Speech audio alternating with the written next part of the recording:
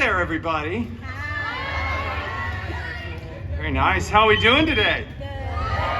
Good. We're all having a magical day here at Disney California Adventure. Wonderful. They pay me 50 cents every time I ask that question. All right. Well, is everybody excited for a story? Yeah! Very good. This next story here is a personal favorite of mine. It's a beautiful bedtime favorite tale, and it was already paid for by Disney, so we don't get in trouble for using it. This story is Cinderpool. I don't think everybody cheered for that. That was disappointing. It's fine. All right, here we go. That's not real. All right, moving on. Boy, just look at this. Isn't that's me and Wolvie. Aww. Okay, that's enough of that. Once upon a time. You know, it just doesn't feel right when I do it by myself. We should all say those magical words together. Ready? Once upon a time. That was the best one today. Congratulations. Very nice. Very nice. Once upon a time, Cinderpool lived in a big mansion with his step professor and his step mutants. The biggest of those step mutants, Colossus, was always very bossy and making up silly rules for the house, like make sure you close the window while the air conditioner is on, and for the love of Feige, would you stop Donald ducking around the house? What is wrong with you? Put some pants on. You... Cool. The other step mutant, Negasonic Teenage Warhead, who has some fans here apparently, great. She was always texting and rolling her eyes. She was so Gen Z. Both of these step mutants were very jealous of Cinderpool because Cinderpool had a much, much larger fan base than they did. Yeah, that's right. Nobody came to Negasonic's story hour. One day, an expendable and non-union extra went running in front of the mansion screaming King Thanos was going to have the biggest battle of Phase 3. We all know that was the last good phase. Yeah.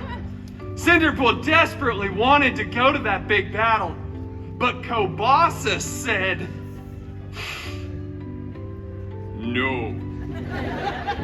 It is too dangerous, and you are not a good part of the team." And then he ripped apart Cinderpool's favorite costume, and Negasonic blasted it with her brain powers. It was so cool, so Gen Z, so on fleek, no cap sigma.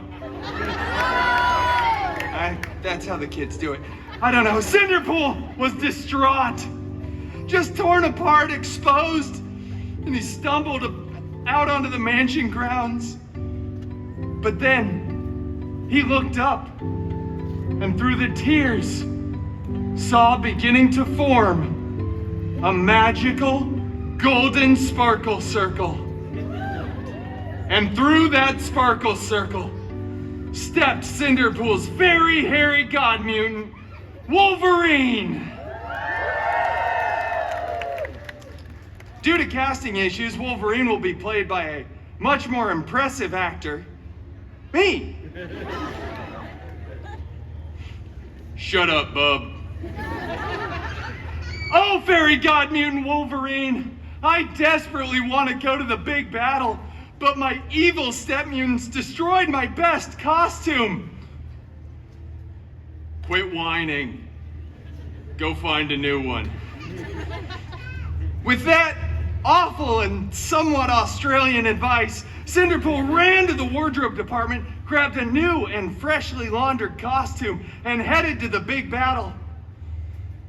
Cinderpool was late, of course, because he spent most of the way there waiting in the virtual queue trying to get tickets for D23. Yeah, big surprise, didn't get any, so I guess we'll be reading all the notes online. But anyway, when he got there, the Avengers were winning. Captain America looked so good in those pants. Right. He looked for his step mutant Wolverine, but Disney hadn't paid for the rights to him yet, so he wasn't there. As the aliens were running away, Cinderpool noticed on the stairs of a spaceship a single glove. It was beautiful. Cinderpool picked it up, said hi. It was so glorious. It was gold, encrusted with colorful jewels. There were 6 of them, not that that's relevant. Cinderpool said, I wonder who this fits, and put it on. After some buzzing, whirring, and clicking, it was a perfect fit. All the Avengers start running over, and you can hear Tony Stark screaming, no, take that thing off. I don't want to be in this cinematic universe anymore. If I have to come back again, I'll be doomed. Doomed. Yeah, 14 of you get that joke. Good job. And all the Avengers together yell, do not snap. So you know what Cinderpool does. Snaps, that kid's got it. Cinderpool snapped. Both physically and mentally. Just over and over, Cinderpool did it all the time. People were disappearing, reappearing. Dogs were falling out of the sky. Everybody was crying. It was really expensive for the VFX department. But eventually, Cinderpool stopped. Everybody was back. Except, of course, those people who talk and text during the movies. We didn't want any of them back. We left them gone. Yeah, you were all at the premiere, you know. Cinderpool had saved the universe. But then all of the Avengers tackle Cinderpool to the ground, rip the glove right off of his hand, and blah, blah, blah. Years later, they remake the film. Tony Stark gets to be the big sacrificial hero, and it goes on to become the most profitable film in the Feige universe, the FCU. But it's okay, because Cinderpool went on to start his own cinematic universe, which will break box office records. Yeah, that's right. And then they had to invite him back to the Avengers Endgame 2, Electric Boogaloo. That, ladies and gentlemen, is the real story of the end game.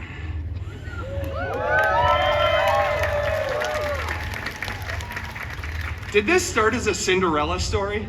Yeah, it's fine, whatever. We all enjoyed it. Thank you all so much. I've got to get backstage. This is my last story of the hour, and I promise I'm not doing anything else the remainder of the day. Wink. Thank you so much for story time with Deadpool. You've all been great. That's been wonderful. Thank you so much. We're going to go ahead and just get on out of here. All right. That was...